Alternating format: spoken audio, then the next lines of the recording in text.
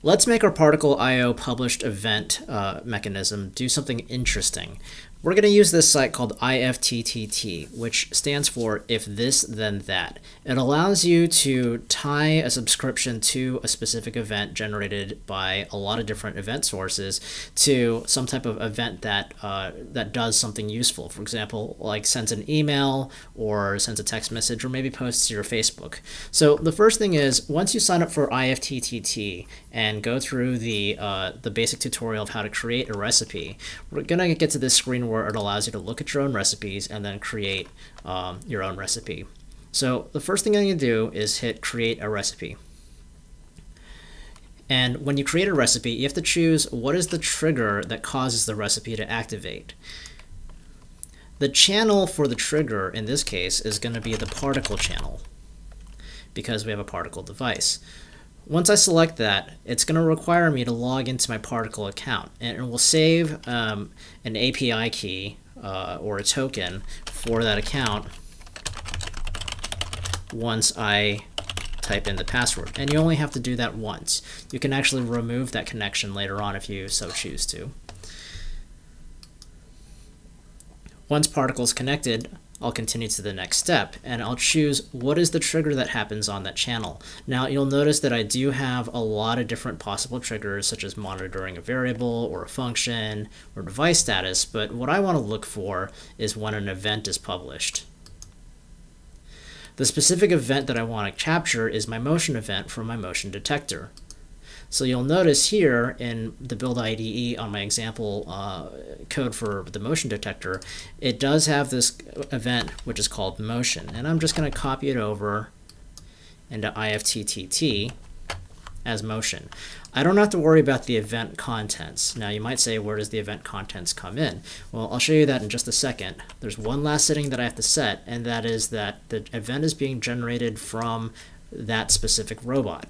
Now, this is what's called a private event. It's going to look for an event called motion that only comes from this specific device. The reason why is because a lot of events are being generated, and it's possible to actually read events from what we call the global event stream, which is every device out there in the particle.io universe. So that's a lot of events. We only want to listen to private events.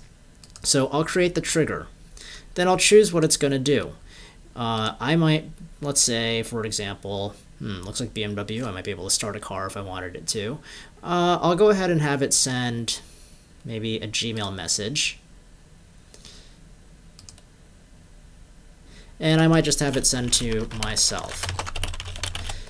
Now, the interesting thing with these recipes is that there's a lot of data coming in from the event source. You'll notice that it says event name here. I might have a recipe that responds to a lot of different kinds of events. Specifically, event name inside of these curly braces means that in the email subject, it will take the event source and actually use the event name as the subject of my email. And it has the device name, the event contents, and even when it's created. You can change all of these.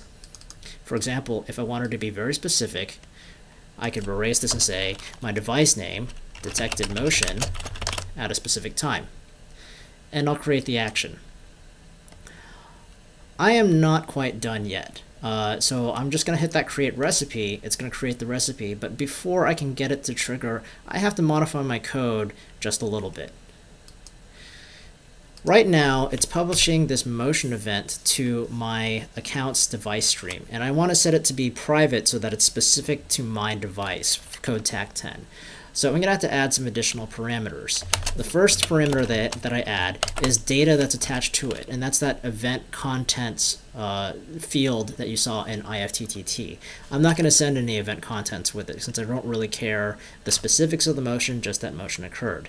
The second parameter is what's called the time to live, or in other words, how long is this event good for? I'm going to set it for 60 seconds, and after 60 seconds, anybody that didn't pick up the event that had subscribed to it, they've lost their chance after 60 seconds. That's how long the event is going to stay alive for. Then finally, the important thing is that I set the event to be private. By setting it to private, it's going to be my specific event for this device. And I'll go ahead and flash this now. Now, back at IFTTT, I can look at the event logs to see if any events are being triggered. In addition to that, if I want to double check just to make sure that the motion event is being published, just in case, I also have access to the dashboard, and I can look for that event as well. So I'm going to hover my hand over and trigger a motion event. My hands are cold. There's that motion event. And you'll notice that it says IFTTT trigger event check. And that's because IFTTT picked up the motion event, sent the email, and now it's triggering an event name to give me some type of acknowledgement on the dashboard that IFTTT is working. And in fact, if I look at the logs and refresh that, you'll see that the personal recipe was triggered and an email was sent. So that's how we can use IFTTT to create some type of larger interaction between our robot and the rest of the world.